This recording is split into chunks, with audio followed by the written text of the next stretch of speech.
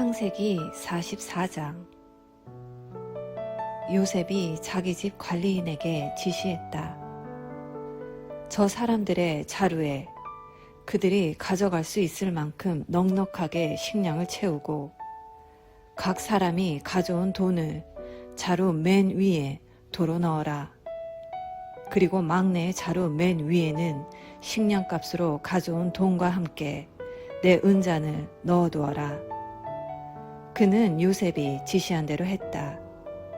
동이 트자 그들은 배웅을 받으며 나귀들을 이끌고 길을 나섰다. 그들이 아직 그 도시에서 얼마 벗어나지 못했을 때 요셉이 자기 집 관리인에게 말했다. 그들을 뒤쫓아라. 그들을 따라잡거든 너희는 어찌하여 선을 악으로 갚느냐. 이것은 내 주인께서 마실 때 쓰시는 잔이다. 점을 칠 때 쓰시는 잔이기도 하다.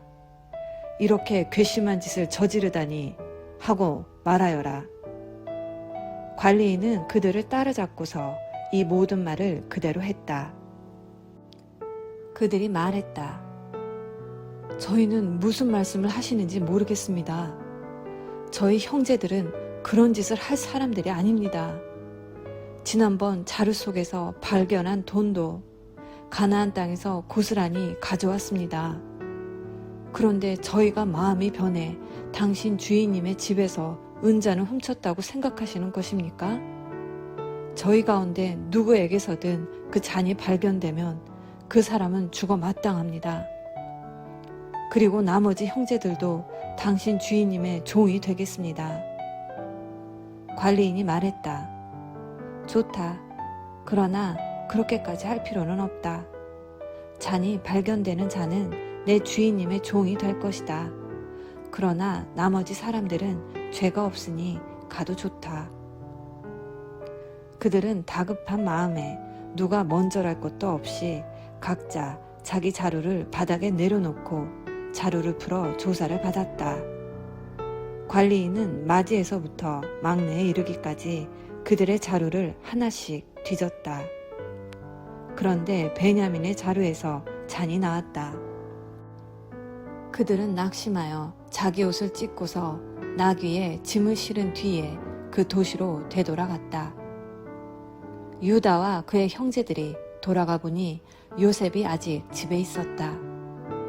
그들은 요셉이 보는 앞에서 바닥에 털썩 주저앉았다. 요셉이 그들을 나무라며 말했다. 너희가 어찌하여 이런 짓을 했느냐? 나 같은 사람이 이런 것을 알아낼 줄 몰랐단 말이냐? 유다가 형제들을 대신해서 말했다. 주인님, 저희가 무슨 할 말이 있고 무슨 변명을 할 수 있겠습니까? 저희에게 죄가 없다는 것을 무엇으로 입증할 수 있겠습니까? 하나님께서 저희 뒤에 계시면서 저희 잘못을 들추어 보이셨습니다. 저희가 주인님 앞에 죄를 지었으니 이제 주인님의 종이 되겠습니다. 저희 모두가 이 일에 연루되었습니다. 잔을 가져간 아이나 저희나 다 죄인입니다.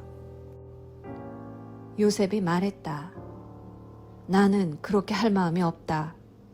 잔을 가져간 자만 나의 종이 될 것이다. 나머지는 죄가 없으니 너희 아버지에게로 돌아가거라. 유다가 앞으로 나아가 말했다. 주인님 부탁드립니다. 주인님께 한 가지만 말씀드리게 해주십시오. 주인님께서는 바로와 같은 분이시니 노여워하지 마시고 제가 주제넘다고 여기지 말아 주십시오.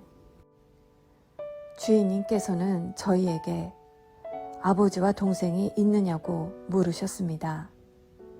그래서 저희는 저희에게 연로한 아버지와 그가 노년에 얻은 아우가 있습니다. 그 아이의 형은 죽고 그 아이의 어머니가 낳은 아들 가운데 남은 아이는 그 아이뿐입니다. 그래서 아버지께서는 누구보다 그 아이를 사랑하십니다. 하고 솔직히 말씀드렸습니다. 그러자 주인님께서는 저희에게 그 아이를 이리로 데려오너라. 내가 그 아이를 보아야겠다고 말씀하셨습니다. 저희는 그럴 수 없다는 뜻으로 그 아이는 아버지를 떠날 수 없습니다. 그 아이가 떠나면 아버지는 돌아가시고 말 것입니다. 하고 말씀드렸습니다. 그러자 주인님께서는 너희 막내 아우를 데려오지 않으면 너희는 나를 보지 못할 것이다. 하고 말씀하셨습니다. 저희는 저희 아버지께 돌아가 주인님께서 저희에게 하신 모든 말씀을 전했습니다. 저희 아버지께서 다시 가서 식량을 조금 더 구해오너라 고 했을 때도 저희는 그럴 수 없습니다. 막내 아우가 우리와 함께 가지 않으면 우리는 다시 갈 수 없습니다.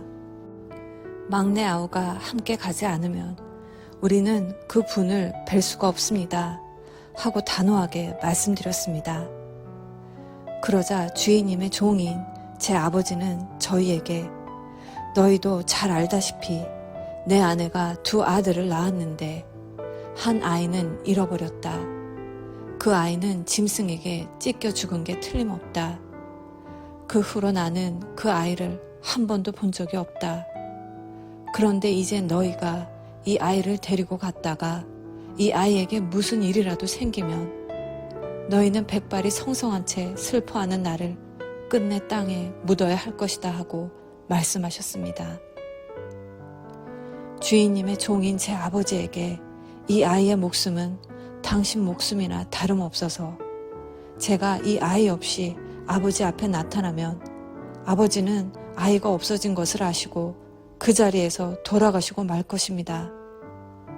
아버지가 슬픔에 잠겨 돌아가시면 여기 주인님 앞에 주인님의 종으로 서 있는 저희가 그분을 돌아가시게 한 셈이 됩니다. 그뿐 아닙니다. 저는 그 아이를 주인님께 보여드릴 수 있게 해달라고 하면서 제 아버지께 제가 그 아이를 데려오지 않으면 아버지 앞에서 평생 죄인으로 살겠습니다. 하고 다짐했습니다.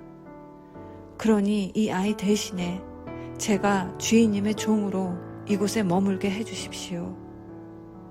이 아이는 형제들과 함께 돌아가게 해주십시오. 이 아이가 함께 가지 못하는데 제가 어떻게 아버지께 돌아갈 수 있겠습니까? 제발 제가 돌아가서 아버지가 슬픔에 잠겨 돌아가시는 모습을 보지 않게 해주십시오. 아멘. 오늘은 창세기 44장 말씀을 함께 묵상하였습니다. 요셉은 베냐민을 데리고 온 형들을 풍성하게 대접합니다. 그리고 형들이 애굽에서 모든 일이 잘 마무리되었다고 생각하고 기분 좋게 집으로 가고 있는 무방비 상태일 때 형들을 시험합니다.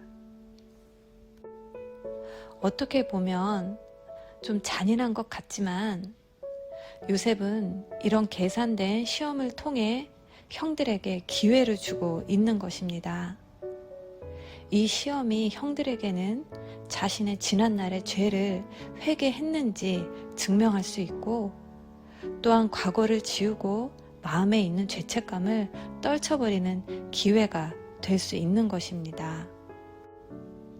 이 시험에 형들은 자신들의 결백을 밝히려고 하지만 베냐민의 자루에서 요셉의 잔이 발견됩니다. 이 일은 형들에게 큰 충격과 슬픔을 가져다 줍니다. 명백한 증거가 눈앞에서 발견되었는데 그들이 무슨 말을 더 할 수 있겠습니까? 베냐민은 현행범으로 잡혀갑니다. 형들은 큰 슬픔으로 옷을 찢고 성으로 돌아와서 다시 요셉 앞에 엎드립니다. 그리고 동생을 기다리고 있는 아버지를 이야기하면서 과거에 자신들이 요셉에게 행한 죄를 요셉 앞에서 고백하고 있습니다. 그런데 이 고백에서 더 중요한 것은 자신들의 운명을 결정하는 것이 눈앞에 있는 애굽의 총리가 아니라 하나님이라는 것입니다. 이 고백은 애굽의 총리가 지금 그들의 죄를 묻고 있지만 궁극적으로는 하나님이 그들의 삶에 역사하고 계신다는 고백입니다. 그러면서 유다는 베냐민을 살리기 위해서 희생을 각오합니다. 그를 대신해서 애굽에서 자신의 삶을 노예로 살겠다는 것입니다. 유다의 이런 감동적인 호소를 듣고 요셉은 어떻게 했을까요? 이어지는 요셉의 이야기는 내일 계속 살펴보겠습니다. 오늘 말씀을 묵상하면서 형들의 희생을 보며 나는 내 삶에서 어떤 희생을 하고 있는지 되돌아보았습니다. 희생이 없는 곳에는, 사랑의 수고가 없는 곳에는 어떠한 만족도 없습니다. 누군가 희생하지 않으면 어떠한 유익도 얻을 수 없습니다. 그것이 가정이든 교회든 사회든 다르지 않습니다. 제가 아는 최고의 희생은 바로 예수님의 십자가입니다.